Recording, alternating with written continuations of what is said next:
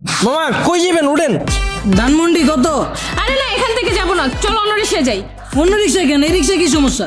এখান থেকে রিক্সাওয়ালারা ভাড়া বেশি চায়, হেঁটে গিয়ে সামনে থেকে নেই, ভাড়া কম পাবো। মামা আপনারা খুশি হয়ে যা দিবেন এটাই সই, উঠেন। আরে তুমি জানো না, ওরা এই কথা বলে, পরে রিক্সা থেকে নামার সময় কাহিনী শুরু করে দেয়। তুমি তো কাহিনী করতেছো। একটু আগে বাসের হেল্পারে দেখে গেলে বাসে উঠবা না, এখন আবার রিক্সাও তোমার সমস্যা। সব জায়গায় গেলে তোমার সমস্যা আর সমস্যা। আমার পা ব্যথা হয়ে গেছে, আমি হাঁটতে পারবো না, আমি রিক্সায় যাবো। ওঠো হ্যাঁ মামা, আমিও এটাই কইতাছি, এই জায়গায় অন্য কোনো রিক্সা পাইবেন না, উঠেন। ওঠো ওঠো, চলো মামা। কি খেলা দেখাইলি রে টুম্পা, শিখলাম। মামা তুমি টুম্পা কইলা কে? টুম্পা কেডা? মামা কঠিন কাহিনী, আমার গার্লফ্রেন্ডের নাম ছিল টুম্পা। কি কও মামা? আমার গার্লফ্রেন্ডের নাম তো টুম্পা। কি কও মামা, আসলেই? হ্যাঁ, কিন্তু মামা তুমি রিক্সা চালাও আর প্রেমও করো, ব্যাপারটা কিন্তু ইন্টারেস্টিং। না মামা, প্রেম করি না তো, করতাম। আর রিক্সা চালায় তো প্রেম করি নাই মামা, ওর লাগে প্রেম করছি দেখে আজকে আমার রিক্সা চালাইতে হইতাছে, আর নাহলে তো মামা আজকে আপনার জায়গায় থাকতাম। আরে টুম্পা, তোর লাগে প্রেম কইরা আজকে আমার হাতে হ্যান্ডেল পায়ে প্যাডেল। কি কও মামা? প্রেম করে মানুষ দেবদাস হয়ে যায় শুনছি, কিন্তু প্রেমের লাগে মানুষ রিক্সা চালায় এটা প্রথম শুনলাম।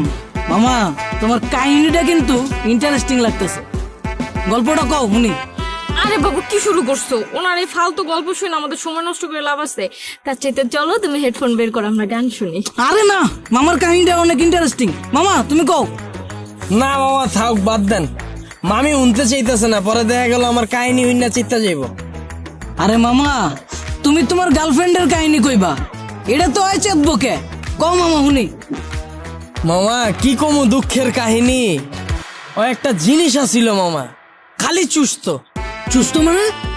পুরা কাহিনী কই মামা, শুনেন তাইলে সেনা বুঝবেন।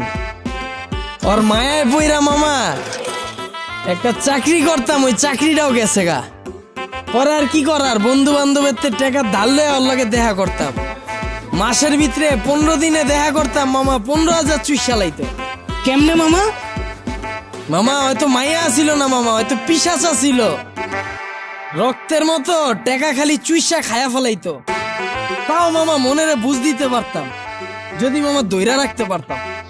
মামা গার্লফ্রেন্ড গেছে কে কেমনে? মামা আমার চাকরি তো চুষেই দিছে, এরপরে মামা বন্ধু বান্ধবের দেশে টাকা ধার করছিলাম, ওর টাকা তো আর শোধ করতে পারি নাই, পরে আর নতুন করে ধার দেয় নাই, এর লেগে 10 দিন ধরে ওর লেগে দেখা করতে পারি নাই। পরে ভাই অন্য জায়গায় যায় ভাই চোষা শুরু করে দিছে। পরে? পরে আর কি মামা, 1 বছরে 10 লাখ টাকা চুষা দিছে। পরে এই 10 লাখ টাকা শোধ করার লেগে মামা এই যে রিক্সা চালাই না শুরু করলাম। চাকরি করে তো মামা এই টাকা শোধ করা সম্ভব না। মামা তোমার কপালটা আসলে খারাপ আছিল, কিন্তু মামা আমার কপাল কিন্তু চান কপাল। আমার গার্লফ্রেন্ড আমার অনেক ভালোবাসে, আর মামা আমিও কিন্তু আমার বন্ধুদের থেকে টাকা ধার লয়া পরে লয়া ঘুরি, কিন্তু মামা ভালোবাসার কাছে টাকা পয়সা আসলে তুচ্ছ জিনিস। কি কও জান? মামা আপনার লেগে দোয়া করি মামা, খালি জীবনে একটাই আফসোস, যারে আম খাওয়া শিখাইলাম এখন আর আম খায় না মামা, আপেল খুঁজে। আর 2 দিন পর পর নতুন বয়ফ্রেন্ড লয়ে আমার রিক্সায় উঠে। কি কও মামা? তোমার গার্লফ্রেন্ড তোমার চুষা তোমার রিক্সায় উঠে আবার বয়ফ্রেন্ড লয়া? মামা আমি যদি তোমার জায়গায় হইতাম তাইলে 2টারে 2 গালে ঠাড়া বইরা দিতাম।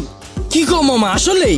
হ, তুমি দরকার হইলে আমার নাম্বার লয়ে লও, অগরে যখন পাইবা আমার নাম্বারে কল দিবা, দরকার হইলে আমি আইসা অগরে থাবড়ায়া যামু। হিলো থামাইছো কে? আয় বলছি তো মামা, নামেন। ও আয় বলছো, কত দিমু? কিরে তুই আমার মালিকা? মামা আপনিই তো কইলেন পাইলেই কানের নিচে বাজায় দিতে, আমারে হাতে হ্যান্ডেল পায়ে প্যাডেল যে পরাইছে ওই জিনিসই তো এইটা, এটাই তো এখন আপনার কপালে জুটছে। আর আপনি কইলেন না হেল্পার রে দেখা উঠতে চায় নাই বাসে, ওই হেল্পারও আমার মতোই চাকরি করতো, ওরে চুইসা হেল্পার বানায় দিছে, এরপর আপনারা ধরছে। যাক মামা সাবধানে থাকেন, আমার ভাড়াটা দিয়ে দেন।